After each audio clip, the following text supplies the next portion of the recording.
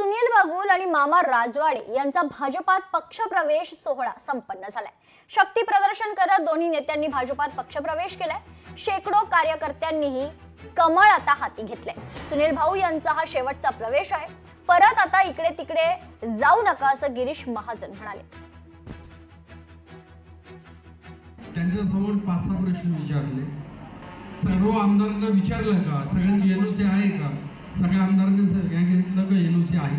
सर्व पदाधिकाऱ्यांची एनओसी आहे का? म्हणे आहे। म्हणे आरएसएस वाल्यांची काही तक्रार? म्हणे काही नाही, त्यांची पण एनओसी आहे। हे जेव्हा हे सगळे प्रश्न मी ऐकले आणि सगळ्यांची एनओसी आहे आणि सगळ्यांनी घ्यायला हरकत नाही असं सांगितलं, मी म्हटलं चला एमपीसी पास झालं। बरोबर आहे ना? म्हणजे आता भारतीय जनता पार्टीमध्ये प्रवेश करणं सोपं राहिलेलं नाहीये। कोणी पण येईल, कोणी उठेल सुटेल आणि प्रवेश करेल असं नाहीये। त्याला पूर्णपणे चेक केलं जातं, त्याचं बॅकग्राऊंड चेक केलं जातं, त्याचं पोलीस रेकॉर्ड चेक केलं जातं। थोड्याच वेळामध्ये आपण त्यांचा या ठिकाणी प्रवेश घेणार आहोत। त्यांना मनापासून खूप खूप शुभेच्छा या ठिकाणी देतो। तर म्हणजे बाहेर मी आलो म्हणजे यापेक्षा दुप्पट तिप्पट लोक बाहेर अजून उभे आहेत आणि मला यायलाही जागा नाही।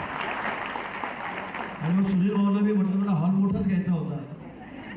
अध्यक्ष तुमची जबाबदारी आहे, काही हरकत नाही। पण खूप मोठी गर्दी आजच्या या प्रवेशाच्या निमित्ताने या ठिकाणी। आज सुनील भाऊचा प्रवेश, मामा तर नवीन आहेत आपल्याकडे, पण सुनील भाऊ जुने आहेत। सुनील भाऊ आता याच्या पुढे प्रवेश इकडे तिकडे म्हणजे आता शेवटचा प्रवेश तुमचा इकडे। लोकशाही मराठी ऐका, पहा, जागरूक रहा।